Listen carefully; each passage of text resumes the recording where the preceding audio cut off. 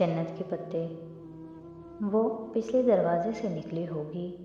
इस घर में एक पिछला दरवाज़ा भी है। अब्दुर्रहमान की इनायत। वो हर शय में एक बैक डोर रखता है। आयशे तल्खी से बड़बड़ाती उसके साथ बाहर निकली। आयशे, मुझे पता है वो किधर होगी। उसे यकीन था कि वो समंदर पर गई होगी। जब वो इस वीरान समंदर पर पहुंची तो वो उन्हें दूर से ही नजर आ गई। वो वहीं उस पत्थर पर बैठी थी जहां वो तीनों कल चटाई डाले बैठी थीं। उसके घुंघराले बाल हवा से उड़ रहे थे और वो खाली खाली निगाहों से समंदर को देख रही थी। उसके हाथ में एक सीप और दूसरे में छुरा था। बहारे। आयशे बमुश्किल अपने आंसू रोकती भागती हुई बहारे के गले लग गई। तुम ऐसे क्यों आ गई? मैं इतनी परेशान हो गई थी। बहारे ने वीरान सी निगाहें उठाकर उसे देखा, फिर हाथ में पकड़ी सीप आयशे के सामने की। आयशे, मेरा सीप फिर खाली निकला। उसने बहुत दुख से सीप खोल कर दिखाई। तुम मेरे सारे मोती ले लेना, मैं उन्हें अब बाज़ार में नहीं बेचूंगी। तुम हया के तीनों मोती भी ले लेना जो उसके कज़न ने दिए थे, मगर अब तुम रोगी नहीं। नहीं आयशे, बहारे ने नफ़ी में सर हिलाया। मेरा मोती खो गया है, वो अब कभी वापस नहीं आएगा। हया बहारे के सामने दो जानों होकर बैठी और उसके गीले हाथ थाम कर उसकी आंखों में देखकर कहने लगी, चीज़ें वक्ती होती हैं, टूट जाती हैं, बिखर जाती हैं। रवैये दायमी होते हैं, सदियों के लिए अपना असर छोड़ जाते हैं। इंसान को कोई चीज़ नहीं हरा सकती जब तक कि वो खुद हार ना मान ले। और आज तुमने एक खोए हुए मोती से हार मान ली। बहारे ने धीरे से नफ़ी में सर हिलाया। वो जैसे कुछ कह नहीं पा रही थी। अपने दुख में दूसरों का दिल नहीं दुखाते बहारे। मैं तुम्हें बिल्कुल वैसा ही नेकलेस ला दूंगी, प्रॉमिस। और फिर शाम में उस वादे को पूरा करने के लिए उसने आयशे से कहा कि जब अब्दुर्रहमान का फ़ोन आए वो उसे बताए। सो जब उसका फ़ोन आया तो आयशे ने कार्डलेस उसे थमा दिया और ख़ुद दूसरे कमरे में चली गई। अस्सलाम वालेकुम, वो बहुत धीमी आवाज़ में बोली थी। वालेकुम सलाम, खैरियत? वो जैसे बहुत हैरान हुआ था। जी, वो मुझे कुछ काम था आपसे। उसे याद था कि आखिरी दफ़ा उसने जब अब्दुर्रहमान को काम कहा था तो उसका नतीजा बहुत भयानक निकला था, मगर अब वो उसे एक और मौका दे रही थी।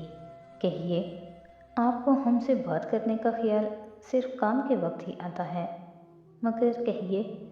दिल तो उसका चाहा कि फ़ोन दीवार पर दे मारे, मगर बर्दाश्त कर गई और सारी बात कह सुनाई। आप मुझे उस शॉप का नाम बता सकते हैं जहाँ से आपने वो नेकलेस लिया था? वो मेरा गिफ्ट था, सो मुझे ही वो दोबारा लेना चाहिए।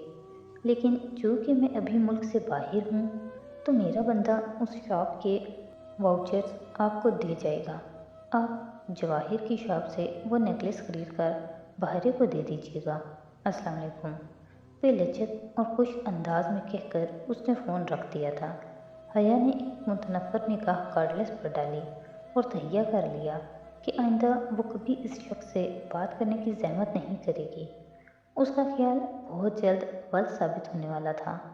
होटल ग्रैंड का मुलाजिम अगली सुबह वाउचर लेकर आया, मगर तब जब वो तीनों इस्तांबुल जाने की तैयारी कर रही थी। आयशा को बैंक में कोई काम था, सो वो और बहारे उसके हमरा चल रही थी। हया ने वाउचर लेकर कमरे में रखे, मगर फेरी के लिए रवाना होते वक्त वो उन्हें उठाना भूल गई। सो इस्तांबुल आकर वो जवाहिर नहीं गई। नेकलेस फिर कभी खरीद लेंगे, क्योंकि उस पर रोना तो बहारे का मोती ही था जो जाने कब निकले। मगर सबांची के रूम में जाकर वो अपना पजल बॉक्स ज़रूर उठा लाई थी। वो सुबह की क्लासेस का टाइम था और रूम खाली पड़ा था, सो ना वो किसी से खुद मिली और ना किसी से सामना हुआ। पजल बॉक्स और चंद ज़रूरी चीज़ें लेकर जब वो बाहर आई तो आयशा के कामों में इतना वक्त ही नहीं मिला कि इस्तकलाल स्ट्रीट जा सकती। وہ دوپہر تک ہی واپس آ گئے۔ اپنا پزل باکس اس نے احتیاط سے الماری میں کپڑوں کے نیچے رکھا۔ اب اس نے جلد از جلد اسے کھولنا تھا۔ رات کو وہ عائشہ اور بہارے کے سونے کے بعد پزل باکس نکال کر دبے قدموں میں چلتی باہر آئی۔ اس کا رخ کچن کی طرف تھا۔ کاؤنٹر سے ٹیک لگا کر کھڑے اس نے کوڈ بار کی سلائیڈز اوپر نیچے کرنا شروع کیں۔ پہلے اس نے عائشہ لکھا، مگر باکس جامد رہا۔ اسے یہی توقع تھی۔ یقیناً باکس لیتے ہی خریدار نے پاسورڈ بدل دیا ہوگا۔ پھر اس نے ینگن لکھا، جو آپ کو ترکی میں کہتے ہیں۔ باکس جو کا تو رہا۔ اسے یہی امید تھی۔ اب اسے وہ کرنا تھا جس کی طرف راکلیٹس کا کول اشارہ کر رہا تھا۔ آگ، اصلی والی آگ۔ اس نے ماچس اٹھائی اور تیلی سلگا کر باکس کے قریب لائی، مگر آنچ لکڑی کو سیاہ کرنے لگی اور شعلہ تیلی کو کھا کر اس کی انگلی تک پہنچنے لگا تو اس نے جھنجھلا کر تیلی پھینکی۔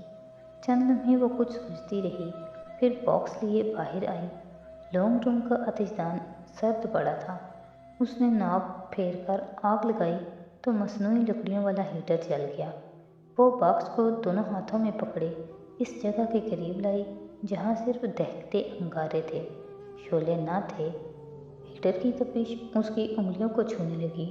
وہ ضبط کر کے باکس پکڑے بیٹھی رہی۔ بار بار نگاہوں کے سامنے وہ تکلیف دہ منظر ابھرتا، الاؤ کھلتا مایا، دہکتی سلاخیں۔ اس نے سر جھٹک کر توجہ باکس کی طرف مرکوز کی۔ اس نے اسے ذرا ترچھا پکڑ رکھا تھا، یوں کہ اس کی دونوں اطراف انگاروں کے سامنے تھیں۔ جو طرف ذرا زیادہ سامنے تھی اس پر حروف ابھرنا شروع ہو گئے تھے۔ حروف بلکہ الفاظ، فقرے۔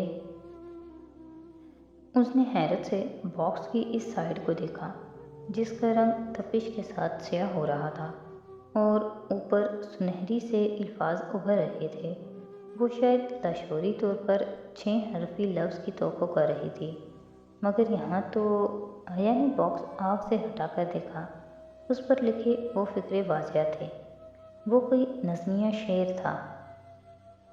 Mark down Homer's doubts, a stick with twin sprouts. Homer کے شبہات پہ نشان زدہ ایک چھڑی جس کی 2 نوکیں ہوتی ہیں۔ وہ ابھی ان الفاظ پہ ٹھیک سے الجھ بھی نہ سکی کہ اس کی نگاہ اس سیاہ ہوتی طرف سے متصل جگہ پر پڑی جو ذرا سی تپش اس جگہ کو ملی تھی۔ اس نے وہاں چند ادھورے حروف ظاہر کیے تھے۔ حیا نے وہ طرف آگ کے سامنے کی۔ ادھورے الفاظ مکمل ہو کر ایک شعر میں ڈھل گئے۔ Round the emerald crucified and the freedom petrified. اسی احساس کے تحت اس نے تیسری متصل دیوار کو آنچ دکھائی۔ باکس کی تیسری طرف بھی کسی جادوئی اثر کی طرح سیاہ پڑنے لگی اور اوپر جیسے کوئی ان دیکھا قلم سنہری روشنائی سے لکھنے لگا، snap there a bloody spine, split there some tears divine. اب کوڈ بار سے متصل 2 دیواریں اور تیسری جو کوڈ بار کے بالکل متوازی تھی حروف سے بھری جا چکی تھی۔ باقی اوپر ڈھکن کی سطح جہاں ہیراکلیٹس کا کول لکھا تھا وہ رہ گئی تھی یا پھر نچلی طرف۔ اس نے دونوں کو آنچ دکھائی مگر کچھ نہ ہوا۔ اب صرف کوڈ والی طرف بچی تھی۔ حیا نے احتیاط سے اس کو انگاروں کے قریب کیا۔ جیسے جیسے تپش لکڑی کو چھوتی گئی کوڈ بار کے 6 چوکھٹوں کے اوپر شعر ابھرتا گیا، A love lost in symbolic smell under which the lines dwell۔ Puzzle box کا آخری شعر 8 مصروں کی نظم پوری ہو گئی تھی۔ اب یہ نظم کس طرف اشارہ کر رہی تھی یہ اس کو ابھی سوچنا تھا۔ پہلی بار اسے بری طرح سے متعصم کی کمی محسوس ہوئی تھی۔ بہارے پھول چننے کے لیے گئی تھی اور اب نیچے درختوں میں ادھر ادھر بھاگتی پھر رہی تھی۔ نیکلس کا غم اب تک اسے بھول چکا تھا۔ وہ عائشہ کے ساتھ ایک درخت تلے چٹائی پر بیٹھی اس کی ہدایت کے مطابق ہاتھ میں پکڑے لکڑی کے ٹکڑے کو تراش رہی تھی۔ سپہر کی نرم سی دھوپ صنوبر کے درختوں سے چھن چھن کر ان پر گر رہی تھی۔ ایک پزل باکس بنانے کے لیے 507 لکڑی کے چھوٹے بڑے ٹکڑے درکار ہوتے تھے۔ خاصا محنت طلب کام تھا۔ عائشہ نے اناتولیہ کے ایک گاؤں میں کسی معمر چینی کاریگر سے یہ فن سیکھا تھا۔ تمہیں واؤچرز منگوانے کی ضرورت نہیں تھی۔ عبد الرحمن کی تو قیمتی تحفے دینے کی عادت ہے، یوں ہی بہارے کی عادتیں بگڑتی جائیں گی۔ اس کی بات پر حیا نے سر اٹھایا۔ اس نے ڈھیلی چوٹی باندھ کر آگے کو ڈال رکھی تھی اور چند لٹیں چہرے کے اطراف میں جھول رہی تھیں۔ میں تو اپنی طرف سے دینا چاہتی تھی، مگر اس نے میری پوری بات سنی ہی نہیں۔ اب لے ہی آیا ہے تو واپس کیا کرنا؟ وہ سر جھکا کر رندا لکڑی کے ٹکڑے پر آگے پیچھے رگڑ رہی تھی۔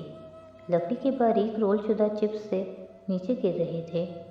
اور ہاں، بہارے نے تمہارے لیے کچھ خریدا ہے۔ اسے لگا اس نے تم سے اس دن بدتمیزی کر دی تھی۔ اچھا، کیا خریدا ہے؟ وہ مدھم مسکراہٹ کے ساتھ پوچھنے لگی۔ ایک ریشمی اسکارف۔